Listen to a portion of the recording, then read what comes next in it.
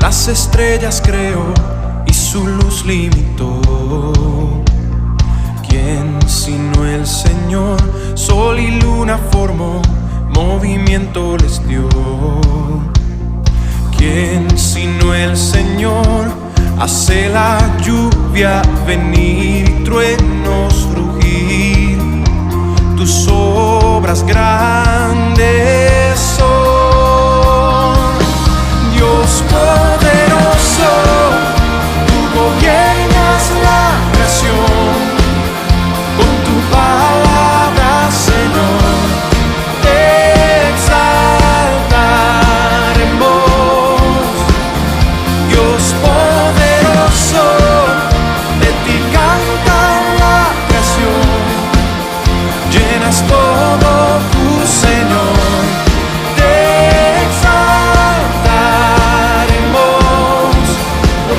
Y siempre, oh Dios.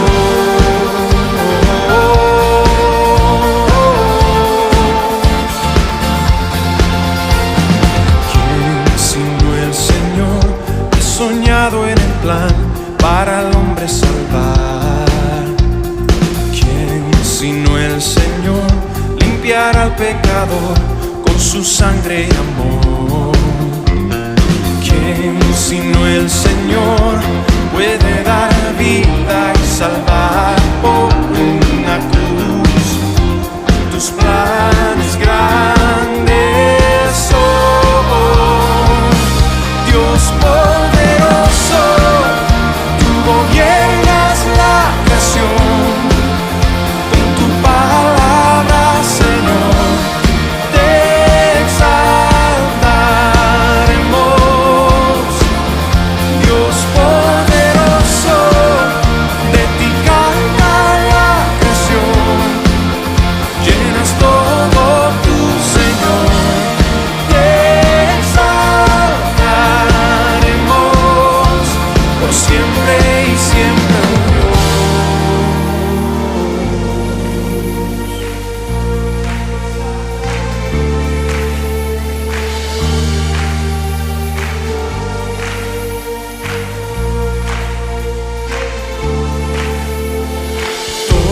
Todas las cosas vienen de ti y por ti, oh gran yo soy. Todo es tuyo y para ti, oh Señor, oh gran yo soy. Dios poderoso, tú gobiernas la creación, con tu palabra, Señor, te exaltaremos. Dios poderoso, de ti canta la creación, llenas todo tu Señor, te exaltaremos por siempre y siempre, oh Dios, te exaltaremos por siempre y siempre, oh Dios,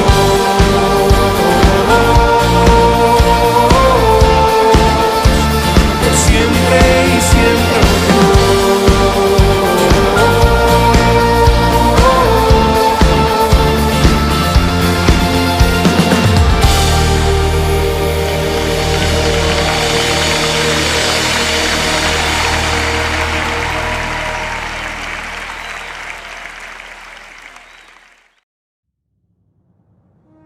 Este no es solamente un día más, es un día que se aparta para pensarlo mejor.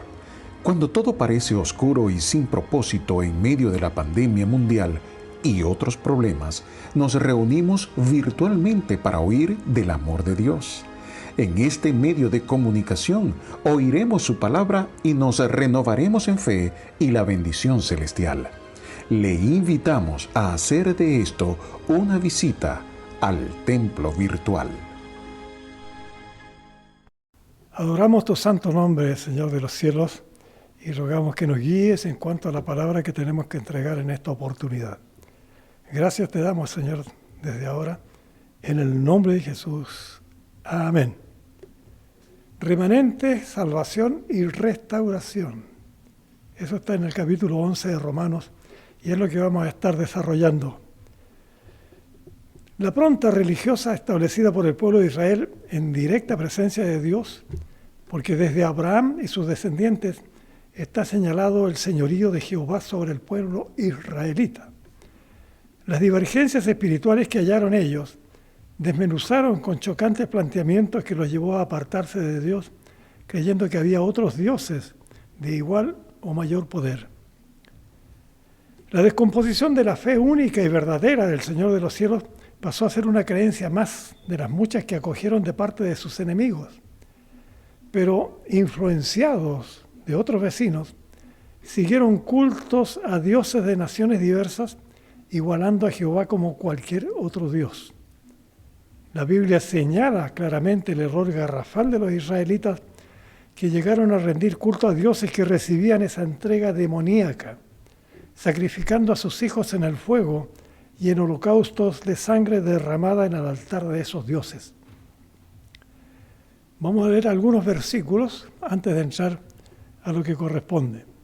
Así que el preámbulo parte con 2 de Reyes 17:16, que dice: y abandonaron todos los mandamientos del Señor su Dios, y se hicieron imágenes fundidas de 2 becerros, hicieron una diosa Acera, adoraron a todo el ejército de los cielos y sirvieron a Baal.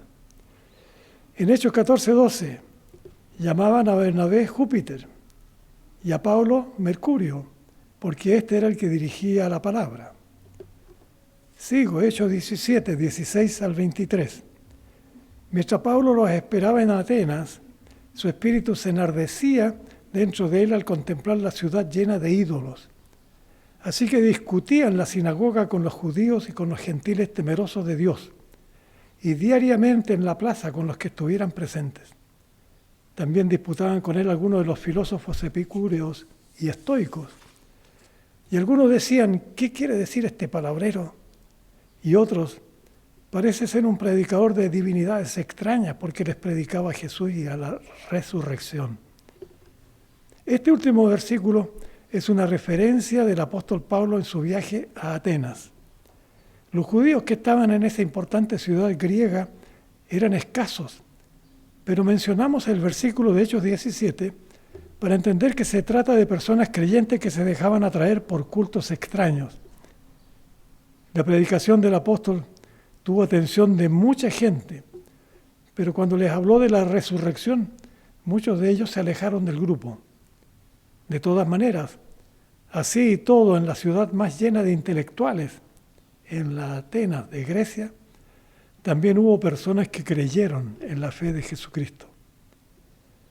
Bueno, ese es el preámbulo.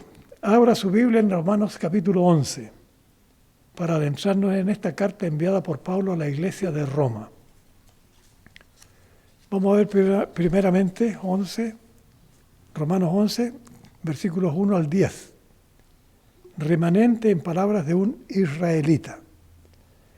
En el capítulo anterior, Pablo manifiesta que la fe en Cristo no significa la fe de una nacionalidad única, asegurando que no existe diferencia entre judío y griego, porque el Señor de todos y que es rico para con todos los que le invocan. Y además, que todo el que invoque el nombre del Señor será salvo.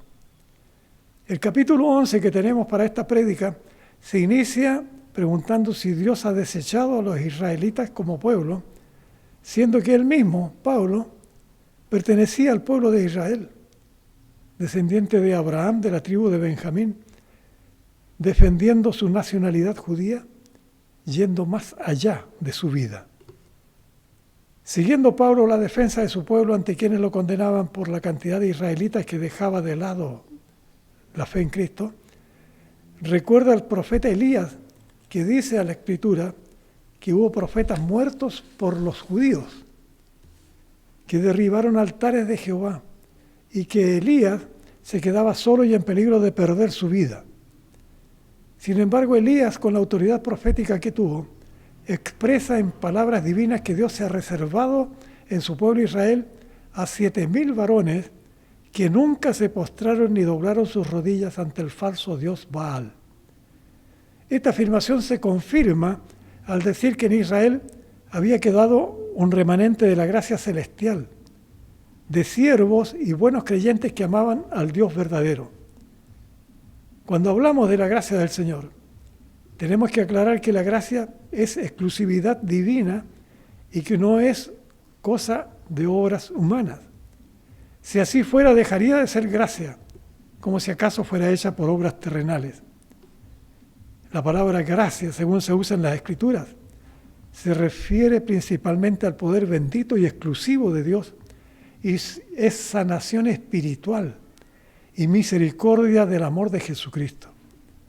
La mejor definición de esta maravillosa palabra es 1 de Pedro 5, 10 y 11 que leemos. Mas el Dios de toda gracia, que nos ha llamado a su gloria eterna en Jesucristo, después que hayáis padecido un poco de tiempo, Él mismo os perfeccione, afirme, fortalezca y establezca. A Él sean la gloria y el imperio por los siglos de los siglos. Amén. Muchas veces hablamos de las congregaciones, en las congregaciones, de la gracia del Señor para su pueblo. Palabra poderosa que pasa a ser una de las más maravillosas que tiene la Iglesia. De todas maneras, en el versículo 11:7, el apóstol Pablo reconoce que el pueblo de Israel no encontraba lo que buscaba, pero que sí lo recibían los escogidos de Dios, los que obedecían y entregaban sus vidas al Señor. Lamentablemente, muchos endurecían a plenitud sus pecados y daban culto a dioses ajenos y falsos. A estos porfiados, Dios les dio espíritu de estupor para que se cegaran sus ojos y cerraran sus oídos, asunto que también sucede en estos tiempos. La palabra estupor significa asombro o sorpresa exagerada que impide a una persona hablar o reaccionar. Es un estado de inconsciencia parcial que disminuye las funciones mentales y físicas sin dejar capacidad de responder a los estímulos. Y usted que está escuchando, ¿ha visto el estupor de personas que oyen la palabra de Dios y no pueden entender el Evangelio? Tal como lo dice Pablo, son ciegos y sordos que no experimentan la verdad que deberían llevar para salvar sus almas, a creer, a entregarse al Señor. Es misión santa hablar y testificar con cariño a estos que pueden llegar a entender la palabra de Dios. No es lo mismo con aquellos que, sabiendo lo que es el amor y la justicia de Dios, porfían vivir a su manera sin temor al castigo eterno que recibirán los obstinados que se entregan a entregar sus vidas al Señor. Muchos de ellos han ido por los templos, pero no sienten la admiración y el poder de Dios. Son difíciles de convertirse de verdad, pero hay algunos que sí han llegado a derribar su altanería y han alcanzado a llegar a ser parte de la iglesia cristiana. Hay palabras del rey David para los soberbios que no se someten al Señor. El Salmo 69 es un grito de angustia que David nos da a conocer en momentos difíciles de su vida. Y Pablo encuentra para hablar eso a los que se rebelan a Dios. Y toma lo dicho por David, que sean ciegos de propia voluntad y sus espaldas se cimbren, temblando por sus dolores, derramándose sobre ellos la ira santa que castiga a los malvados. Es tal vez algo que ha sufrido por siglos el pueblo de Israel, una nación que ha sido llamada pueblo de Dios, pero que ha fallado tanto y de tan tristes maneras. Ha sido terrible el escarnio, la persecución del odio de Hitler y su política nazi, dirigiendo sus peores violencias en contra de las familias judías. Más de 6 millones de judíos torturados y masacrados en la Segunda Guerra Mundial. Sin embargo, aún en Israel hay un remanente de amor y poder de los cielos. Ese pueblo que ha sido favorito del Señor y que está recibiendo al Hijo de Dios en sus hogares. El remanente que Dios ha conservado y que seguirá sirviendo en su santo nombre. Pasan a ser hermanos de la fe nuestra. Nos adherimos al remanente israelita para unirnos por misericordia del Señor a las huestes divinas. Vamos al segundo tramo. Romanos 11, ahora los versículos 11 al 24. Usted tiene su Biblia, hermano, ¿no? Salvación para los no judíos. Sucede lo que parece un contrasentido, que por dureza del corazón judío se levanta la bendición de la salvación para los que no son del pueblo de Israel. Y Pablo se pregunta a sí mismo, ¿el tropiezo del judaísmo ha causado esto? Y responde que no es así, que la salvación de los no judíos como somos nosotros se produjo la bendita decisión juzgada por el Señor, añadiendo algo que a los israelitas le provocaría celos. Pongamos atención al versículo 11-12 que Pablo nos comparte, que la transgresión israelita es la riqueza del mundo y que eso nos abre la maravillosa salvación que Jesús tuvo en la cruz. De ser gente ignorante de la paz y el amor de Dios, pasamos a ser participantes de la salvación eterna. Pero eso también significa la palabra restauración para el pueblo de Israel. Es el regreso para los que creen en Jesucristo y es el reintegro a la oportuna salvación del alma humana para los judíos. Es lo que Pablo manifiesta incluyendo la salvación para los judíos y los gentiles, los que no somos israelitas. Cristo nos salva a nosotros y a ellos también, a los gentiles y a los israelitas. Plena restauración de Israel por su condición de pueblo escogido y un avivamiento de poder espiritual que se instala en el pueblo cristiano. Desgraciadamente esa etapa de avivamiento está en un mal momento. La tibieza espiritual que está llenando a personas que se identifican como seguidores de Jesucristo está lamentablemente en disminución. Es triste, pero es la realidad. Hay templos que están más vacíos que llenos, porque la fe es escasa y la presencia de la membresía no demuestra ese amor a la obra de Dios, de enseñar a los niños en sus hogares, a testificar a las personas que se conocen y no ser cristianos de nombre, más que de verdad. Pablo dice que él ha sido apóstol de los gentiles, honrando su ministerio con los no judíos, pensando que podría provocar celos a los israelitas para que, viendo crecer la fe, los gentiles se entregaran mayormente al Señor, que la exclusión reconcilia al mundo y la admisión es vida entre los muertos. Tenemos en los versículos 16 al 24 una hermosa instrucción que nos habla de un árbol espiritual que presenta raíces, ramas, savio e injertos. El olivo creciendo y sumando injertos en las vidas de Israel y el cristianismo.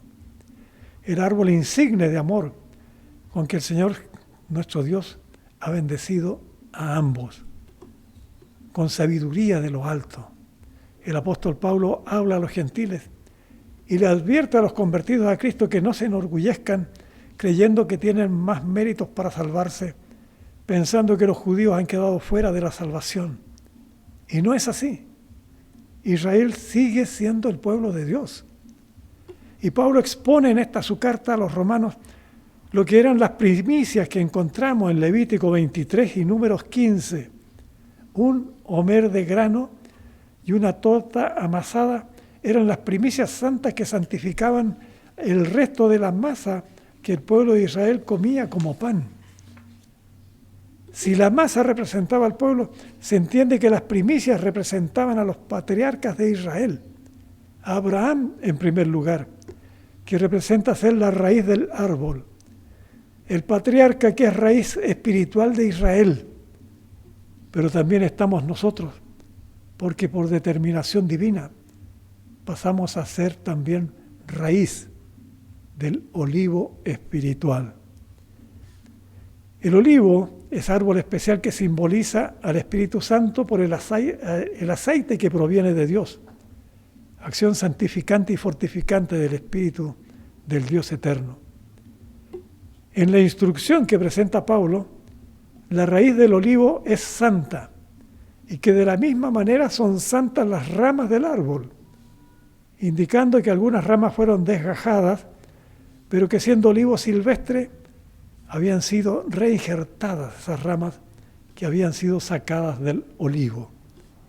Nos llama olivo silvestre injerto, hecho participante de la raíz y de la rica savia del olivo, y dice que no debe haber jactancia contra las ramas, porque todos estamos sustentados por la misma raíz.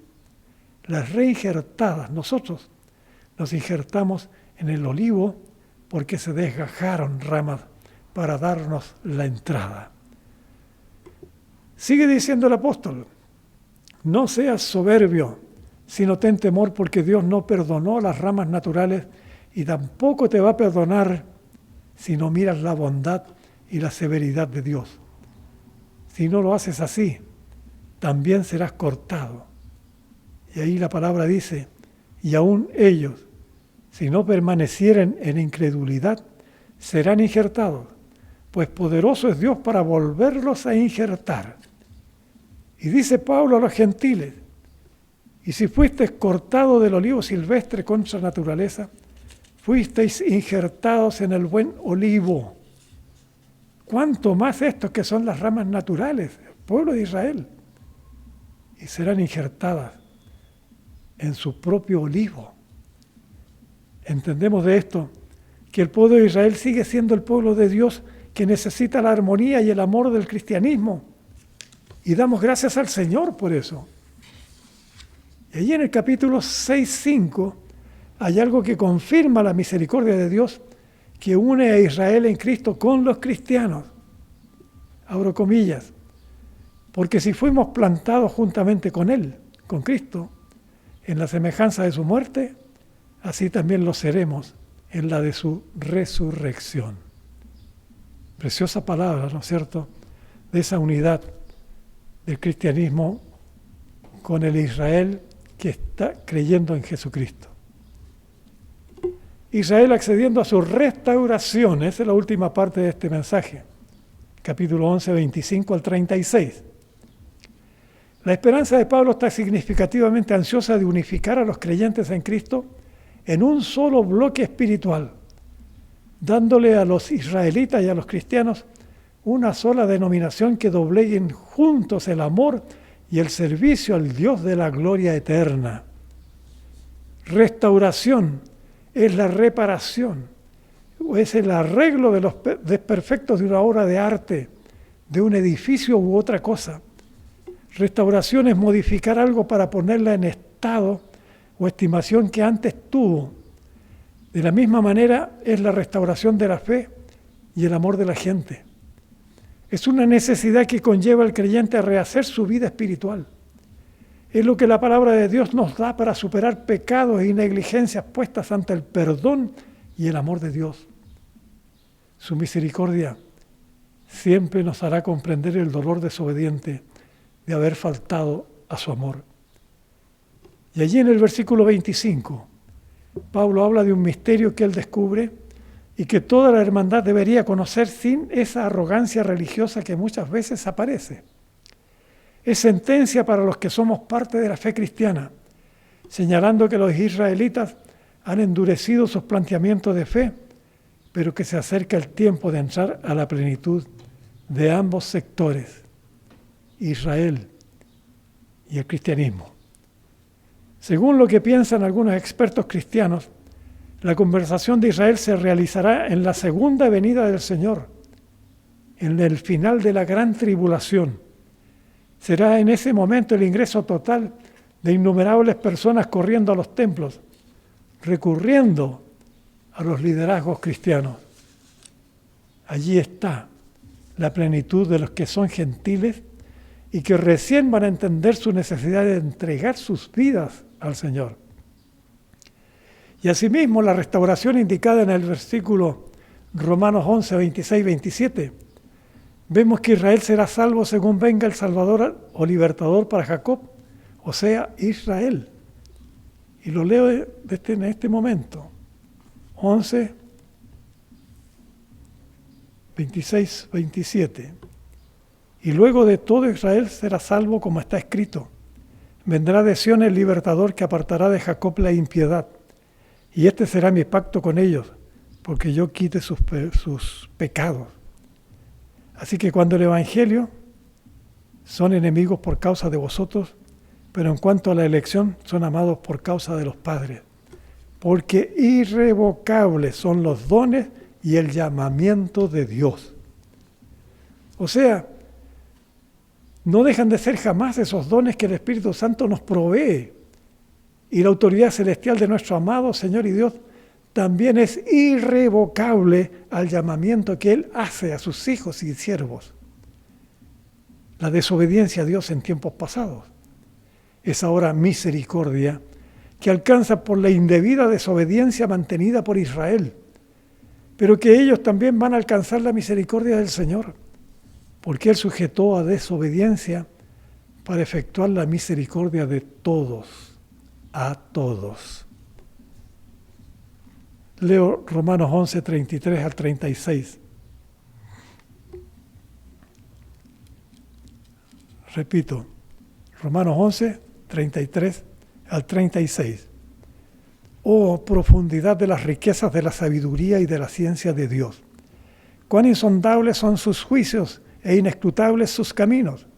Porque ¿quién entendió la mente del Señor? ¿O quién fue su consejero? ¿O quién le dio a él primero para que le fuese recompensado? Porque de Él, y por Él, y para Él, son todas las cosas.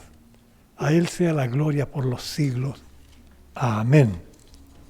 La mayor riqueza, la mayor sabiduría, la mayor ciencia está en la profundidad del Dios omnipotente y en la profundidad insondable de sus juicios y sus caminos que no pueden ser conocidos por nosotros. Ningún sabio de este mundo puede descubrir la grandiosa mentalidad del Señor, que no tiene necesidad de consejeros para realizar su santa voluntad. A nadie tuvo que aconsejar al Altísimo Señor de los cielos, porque de Él, por Él y para Él son todas las cosas. A Él sea la gloria por los siglos de los siglos. Amén. Vamos a orar para terminar. Glorificamos tu santo nombre, bendito Dios. Te damos gracias por tu palabra. Te damos gracias, oh Dios, porque tú estás haciendo una tarea tan maravillosa de insertar esas ramas desgajadas del olivo que tú has puesto. Por eso, Dios mío, todo eso nos habla de unidad, nos habla de amor, nos habla de las personas que necesitan conocerte. Por eso en este momento oramos, oh Dios, por aquellos que, escuchando la palabra, tal vez aún no la entienden, pero rogamos que se acerquen a tus caminos, que puedan tener la salvación de sus almas y podamos de esa manera tenerlos en los templos, buscando de qué manera llegará el Señor Jesús a buscar a su iglesia.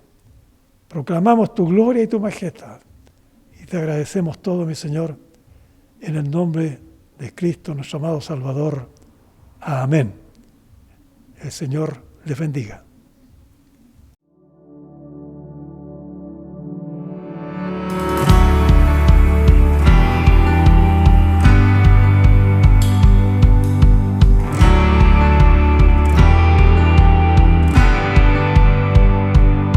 Contemplo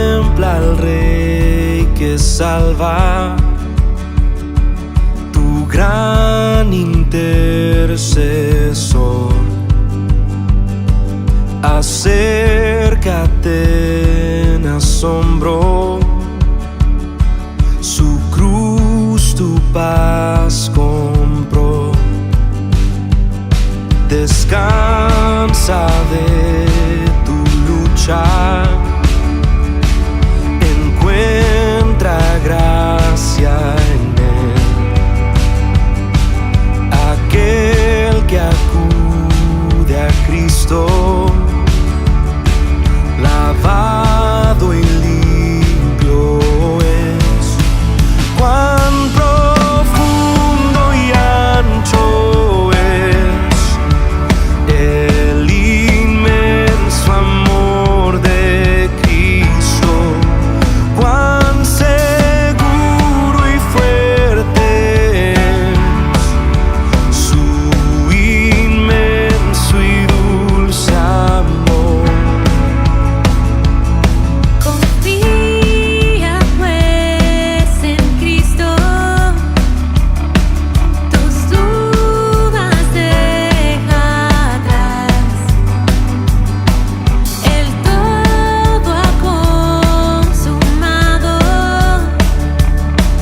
la vida en él está. Cuán profundo y ancho es el inmenso amor de Cristo.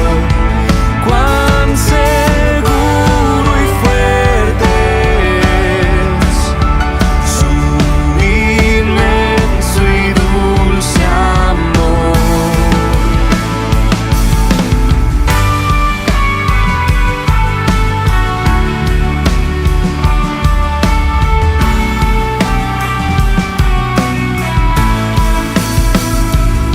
¿Qué puede separarnos? La muerte o el temor. Tenemos gran certeza, Jesús nos acercó y en su poder obramos, pues su promesa es fiel. Su amor nos ha guiado y nos guiará hasta él. Cuán profundo y ancho es el inmenso amor de Cristo. Cuán seguro y fuerte es su inmenso y dulce amor. Cuán profundo y ancho es el inmenso amor de Cristo. Cuán seguro y fuerte es su inmenso y dulce amor. Cuán profundo y ancho es el inmenso amor de Cristo. Cuán seguro y fuerte es su inmenso y dulce amor.